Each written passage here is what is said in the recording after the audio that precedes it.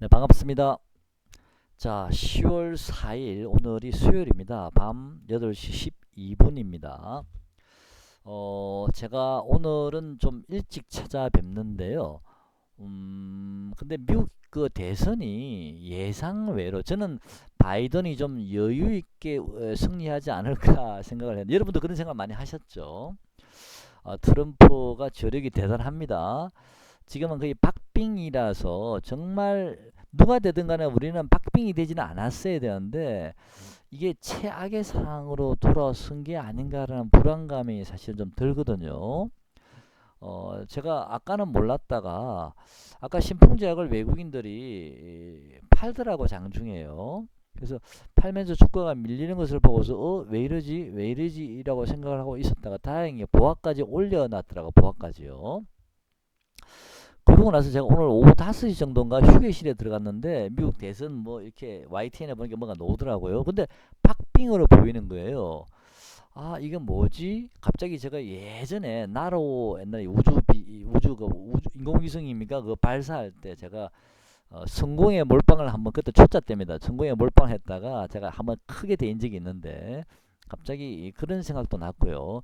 그 나로호에 제가 크게 한번 데이고 나서는 뭐 아니면 도식에 매매는 전 절대 안 하거든요. 그 이후부터는 물론 그게 한 15년 전 얘기입니다만은 그래서 뉴스 플로우를 제가 잠깐 보면서 업무 시간에 잠깐 눈을 돌려서 주식 비중을 휴대폰으로 조금 줄여놨습니다. 신풍제약은 일단 제가 매도를 전량해버렸거든요. 오늘 외국인의 매도라든지 또 미국 대선이 너무 박빙이 나서 일단 신풍제약은 제가 매도를 다 했습니다. 만약에 집에 와보니까 지금 미국 선물이 나스닥 선물이 지금 현재 제 PC에는 256포인트 올라 있고요. S&P도 14포인트 올라 있거든요. 이게 박빙인데 미국 선물은 지금 또 엄청나게 올라 있기 때문에 이게 지금 뭐지? 제가 지금 뭐 오락가락합니다 지금은요.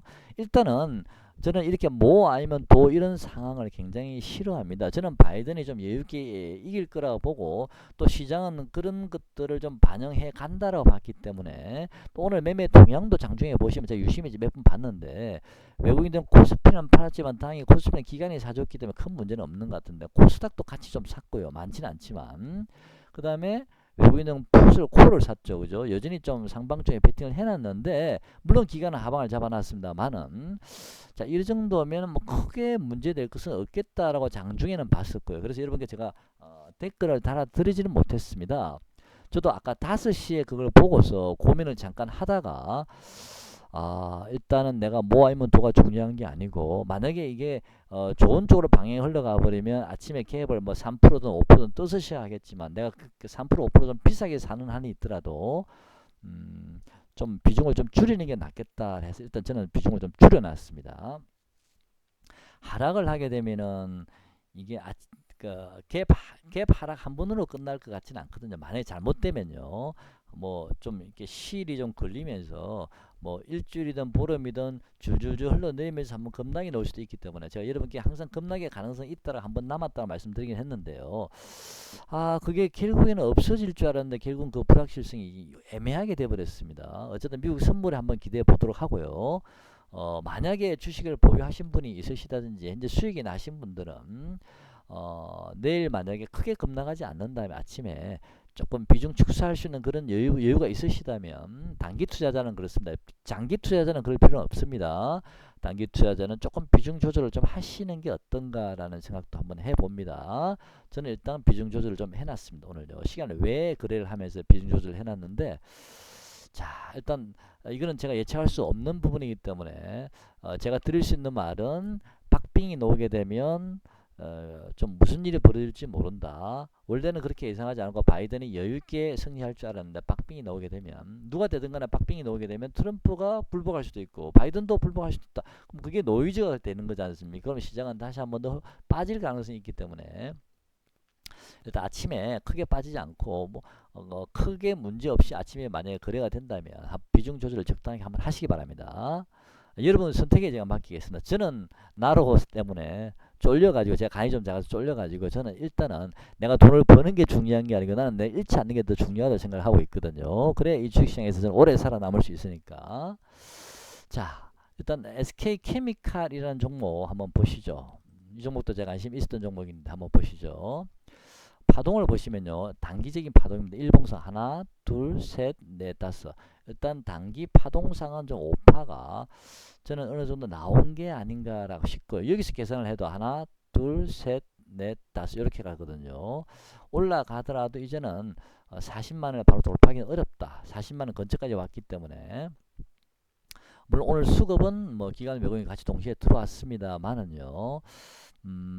지금 종목들이 보면 이게 SK케미칼처럼 가파르게 이평선이 위로 가파르게 올라오고 있거든요. 이런 이평선이 가파르게 올라오고 있는 부분들이 갑자기 한 방에 이렇게 떨어지는 않습니다. 분명히 여러분께 팔 기회는 주지 않을까. 만약에 상황이 안 좋아지더라도 나름대로 팔 기회는 줄 수도 있다라고 저는 보기 때문에 오늘 저녁에 뉴스플로우를 좀 잘 좀 확인하시고요. 여기저기 유튜브도 한번 보시면서 여러분께서 저녁에 좀 미리 좀 판단을 해 보시면서 비중 조절을 해야 될지 말아야 될지를 내일 아침에 한번 결정해 보시기 바랍니다.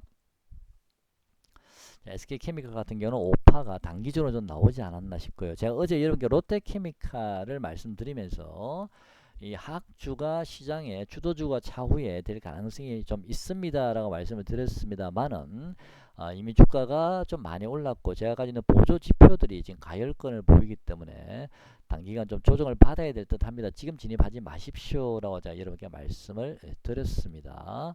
조금 하악주 같은 경우는 오늘 조정을 받았죠. 이제 어제 제가 여러분께 미처 매수하지 못하신 분이 계시다면 아직 상승하지 않은 종목 얼마든지 있습니다. 그런 종목을 오늘 공략하시면 될 듯 합니다 라고 제가 여러분께 팁을 드렸죠.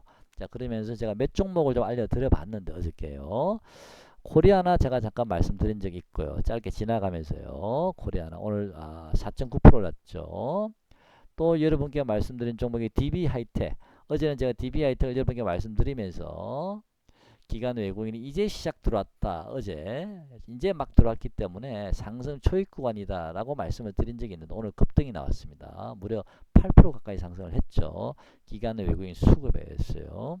자, 근데 이런 종목들도 지금 이제 많이 올라서 전 고점 라인 아직 조금 남아 있습니다만 요 정도 올라오게 되면 정상적이라면 시장 상황이 어느 정도 한 3만 한 6, 7천 오면 이 종목도 이제 단기적으로 한번 눌릴 가능성이 있거든요. 근데 시장이 만약에 분위기가 안 좋아지면 이런 종목들도 갑자기 툭 빠질 수도 있습니다. 오늘 뉴스 플로우를 여러분 잘 좀 보시고 좀 연구를 하시면서 내일 어떻게 액션을 취해야 될지를 결정하시기 바랍니다. 단기 투자자들은요. 그래서 오늘 DB하이텍도 역시 후발주자로 좀 많이 올랐습니다.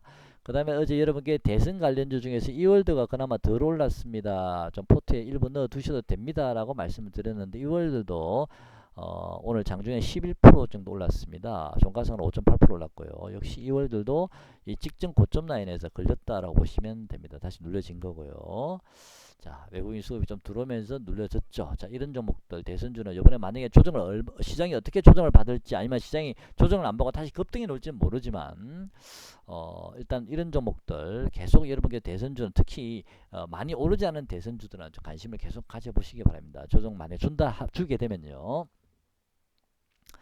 자, 어제 제가 대충 그런 종목 좀 말씀을 드렸었고요. 그 다음에 그런 종목들이 기대 역시 부응하듯이 한원 시스템도 제가 말씀드렸죠. 그나마도 아직 오르지 않은 종목이다라고 어제 요 부분에서 말씀드렸는데 이 종목도 오늘 3% 정도 상승을 했습니다. 수급 한번 볼까요? 자, 역시 기관 외국인의 수급에서 들어왔거든요.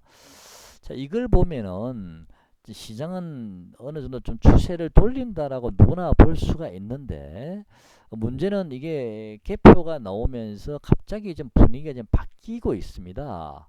외국인들도 미처 예상을 못했는지는 모르겠지만 어쨌든 시장이 좀 분위기가 조금 바뀔 수도 있거든. 갑자기 시장이 한 보름 정도 이렇게 순간 분위기가 싸늘해질 수도 있기 때문에 내일 아침에 여러분께서 충분히 팔 기회는 전 줄 거라 보거든요. 만약에 비중 축소를 하는 경우가 생긴다 하더라도 충분히 비중 축소할 기회는 전 준다라고 보고 있기 때문에 오늘 저녁에 잘 좀 연구를 하셔가지고요. 그건 제가 여러분께 알려드릴 수 있는 부분은 아닙니다.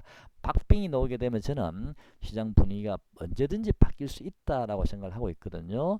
예상외로 저는 바이든이 좀 여유있게 이길 줄 알았는데 저도 예상 외입니다. 외국인들 예상을 못했는지는 모르겠지만 좀 그렇습니다. 지금은요. 비중 조절 단기 투자자들은 비중 조절 분위기 봐서 한번 고려해 보시기 바랍니다.